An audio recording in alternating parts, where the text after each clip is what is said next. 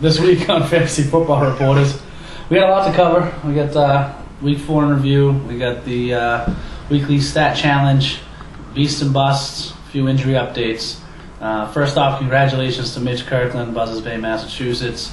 He beat out a very close second place person here. What was the guy? Ryan Wilson. Ryan Wilson. They tied, actually. It came down to the tiebreaker. Won the Lawyer Malloy. Signed autograph 8x10. So congratulations, Mitch. Moving on. This week's stat challenge, we're giving away the Dustin Keller rookie game used jersey card. It's a nice card. Very nice card. He's been playing out of his head lately. And we also have the Matthew Stafford and Mark Sanchez rookie card. This week's challenge is Dustin Keller's stat line. So receptions, receiving yards, and touchdowns. Yep. The tiebreaker this week will be the Jets' total yardage as an offense. All right. I'm going to pass it over to Sean to talk a little bit about the week in review. Yep. We're going to get right into it. Houston and Oakland first. Schaub and Gronkowski both look to have big days against soft pass defenses.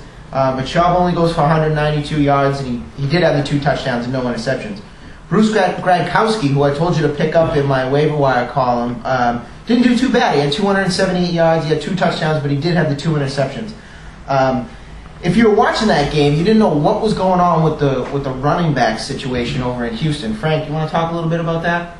It was terrible. I was pissed. Kubiak, I don't know what you're doing to me. Arian Foster, I guess, was benched for disciplinary reasons. I don't know. Maybe he swore too loud. I don't know, something stupid probably. But he still went off and got me some points. But yeah, I'm still mad. I lost by less than 1 point. I'll pass it back to you. So Derek Ward pretty much got all his work in the first quarter for Houston, and he had 80 yards and a touchdown, so it was a good day for him. Arian Foster then comes in, gets 131 yards rushing and a touchdown. Then he also had 3 receptions for 56 yards and another touchdown. That's true.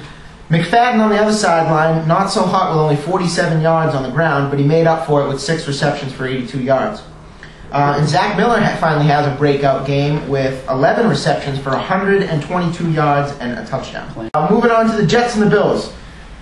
The Jets blow out the Bills pretty much, and the only bright spot for the Bills is Ryan Fitzpatrick, who, I mean, if you want to call it a bright spot, has 128 yards passing, 2 touchdowns, and he had 7 carries for 74 yards, which is a really weird stat line for Ryan Fitzpatrick.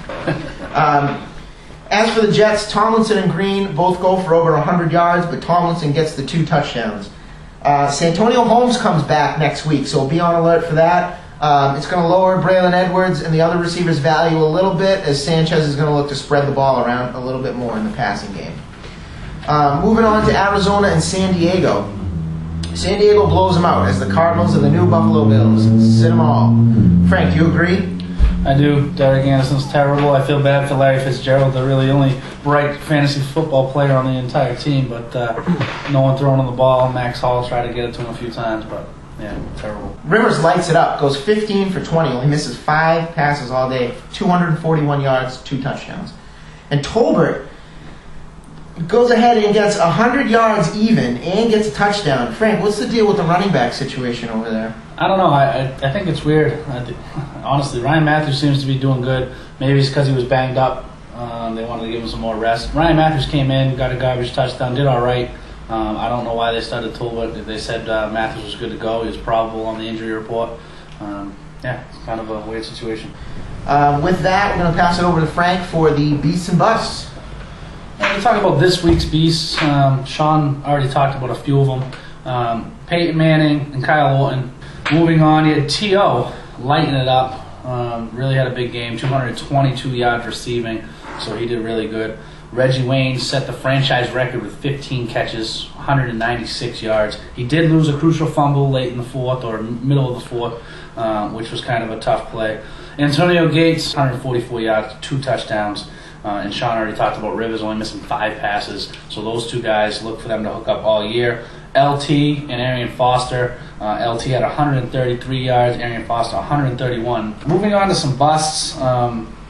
Chris Johnson had another tough day for me. I drafted him number 1 overall in my league. He's had a very tough 2 games for me. Steve Smith of the Giants and of Carolina. Jimmy Clausen just doesn't look his way very often, it doesn't seem like. Steve Smith of the Giants, another piss poor day. Matt Hasselbeck, I picked up for a spot start this week. I thought he'd have a big week. He did pretty horrible, 191 yards, 2 turnovers. Javid Best had an okay day from a points perspective. I think he had 9 or 10 points, but he did lose a fumble. And Sean Hill actually had more yardage on the ground than he did at the quarterback, so that's never good. Some guy we talked about last week as possibly being a beast this week was Brandon Jackson, and he still hasn't done anything to this date. He had 9 rushes for 33 yards, had 1 catch for 1 yard. John Kuhn had as many rushes, had a little bit more yards, but they both were pretty terrible. Jay Cutler, he was getting sacked every second. I think Sean came out of the stands for one of the sacks. I'm not too sure. I think he got him. Yeah, it was bad. He's concussed. Sean got him right in the head, I think. So it wasn't a good thing. I think he was sacked 9 times or 7 times. 10. Well, they had 10 for the game. I heard. Seven times in the first or 9 times before they pulled him. Right. Anyway, Todd Collins, same thing. I mean, came in. It was a nightmare. I had Forte, against that cameraman. Of course, he was all pumped up because he did nothing as well. That's really about it for the Beast this week. I'll talk about our predictions for next week, but I'm gonna pass it back to Sean for some injuries. All right, some tough injuries this week, especially if you had Michael Vick, like this guy in one league. Looks like rib and chest injuries. The X-rays were negative today, but Vick is still complaining. He's having severe pain in his ribs and his chest area. Quarterback situation in Philadelphia is definitely up in the air. Andre Johnson was inactive this week with a high ankle sprain.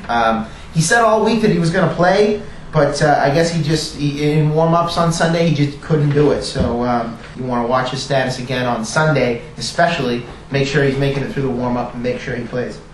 Clinton Portis had a groin injury. He's waiting results on his MRI today. Look for Ryan Torian to get a lot more touches if Portis can't go on Sunday. Steve Smith injured his left ankle, and it looks like he's going to miss some significant time. Smith was quoted, "I'm not a doctor, but if I can't walk without a boot, I don't know." So take that.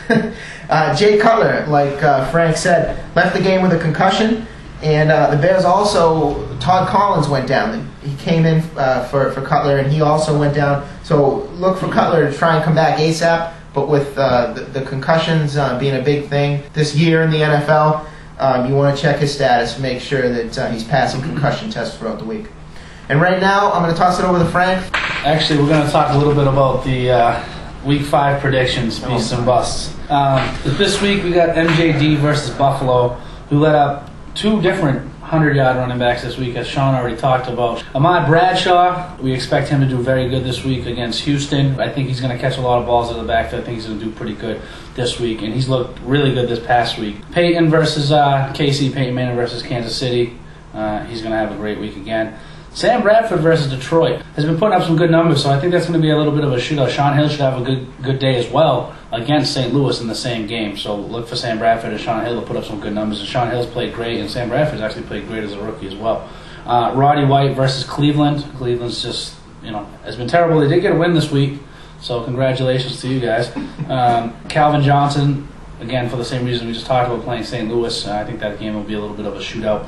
And Brett Selleck, if Kevin Kolb starts, I think Brett Selleck is going to have a big week against San Fran. The bust for the week, Matt Schaub. He hasn't been playing all that good this year. The Giants D looked unbelievable against Jay Cutler. So look for Schaub to have a tough game against the Giants D. Denver's running backs against Baltimore, Orton maybe as well. I think Orton's, they're a pass-first team right now. Baltimore's defense is very good. We already talked a little bit about AP versus the Jets. I mean, you have to obviously start Adrian Peterson, so start him, but they will try to bottle him up and let Brett Favre beat him. And then Arizona versus New Orleans.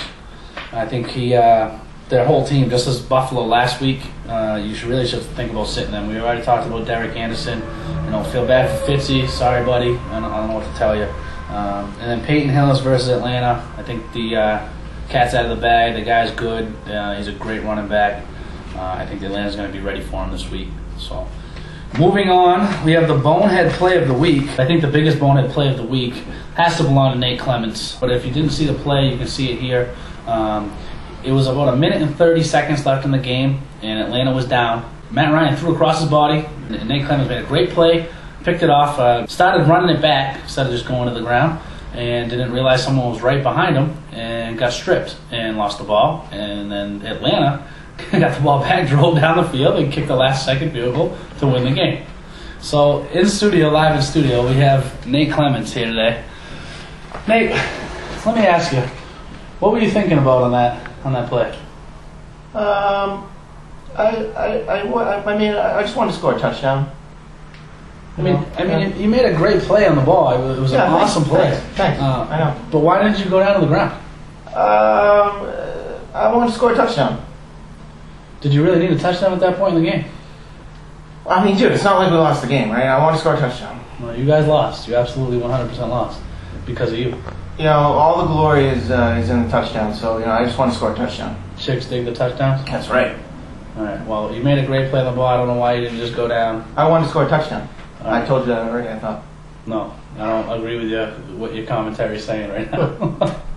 All right, Nate. Well, we appreciate you having you. I appreciate you being here with us today, and we hope to see you on some more Bonehead plays of the week. Touchdown.